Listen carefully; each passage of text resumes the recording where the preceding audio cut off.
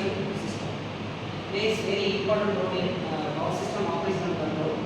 In that, it consists of three sections. One is BMS, EMS, and GMS. So BMS, business management, and second one energy management, and third one generation management. Most of the applications, the SCADA very useful in power system operation and control.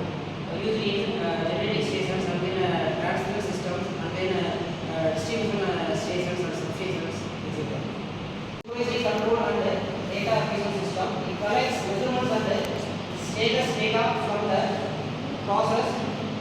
We want pre-intervene the process, synchronized system platform, and based on distributed input.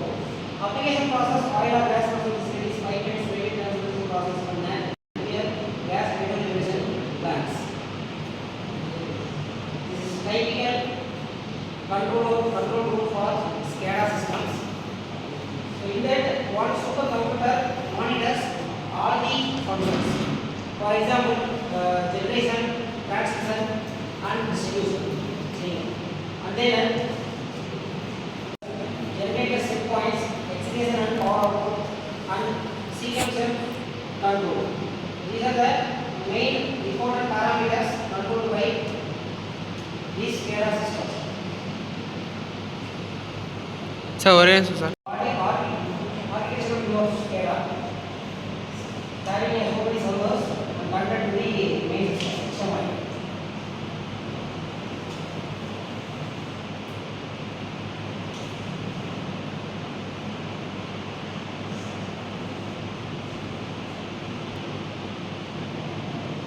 HMI refers to human machine interface system.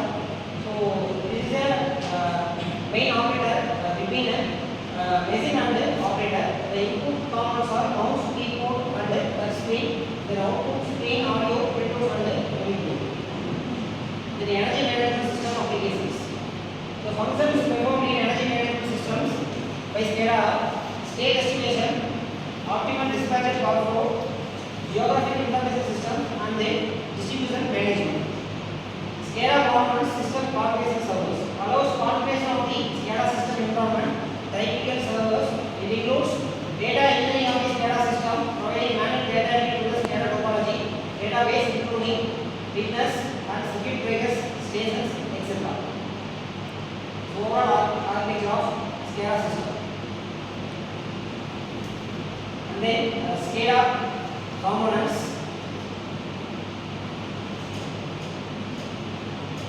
SCADA communication front end. It encloses, manages communication with the field devices, supports communication with various variety of protocols, cycling, coding, and event-based communication, provides messages queuing. Then communication topologies. So SCADA consists of one master unit and then remote terminal units. A number of remote terminal units depending upon our application. So from that remote terminal units, all the information collected and it is sent to the master station. In that master station, the controlling itself will control these remote terminal units. A number of remote terminal units.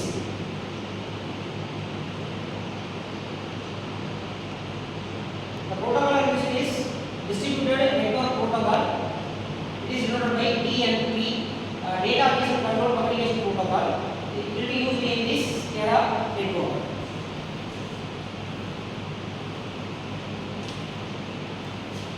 These are the commands used in SCADA system. Two types of commands used. One is single command, another one double command. And then regulating step commands, set points, and then gate bits are used. Also using now logical modes and attributes from IEC 61850 also in this SCADA system. Data is carried in MS over TCP/IP. The main functions: data acquisition, analog and distribute values, event and alarm processing, event and alarm control, catch changes, and then certain capacitor or reactors. These are the main SCADA functions. Then data acquisition, data acquisition is one thing and measuring the values. For example, values is like ammeter readings, then current values, then voltage values, and then power values. So from load side and generation side.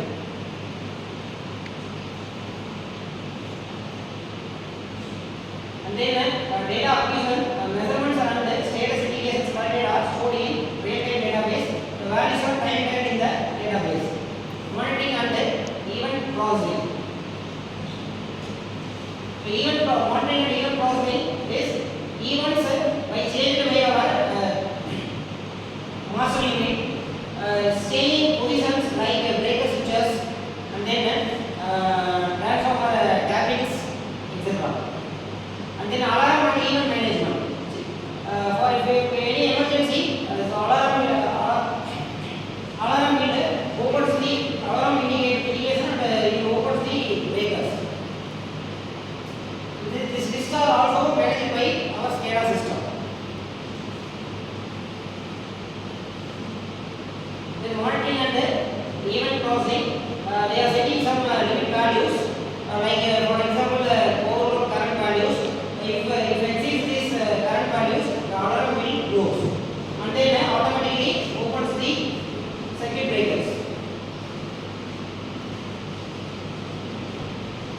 So for this data system, the following are arranged.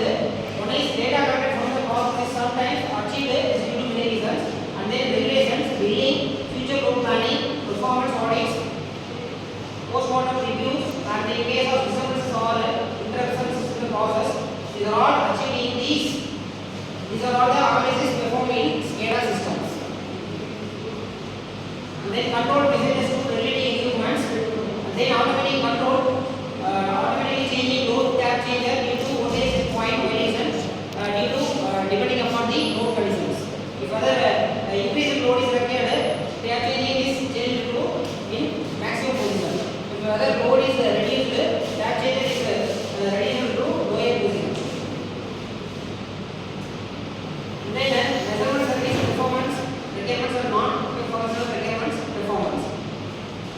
Desired time should be designed for each SCADA function. The response time should comply with power system control and operation procedure. There are four states are followed. One is a normal state, another one emergency state, and then alarm state, and then extremist state. Extremist state is the final state, and this SCADA are engineered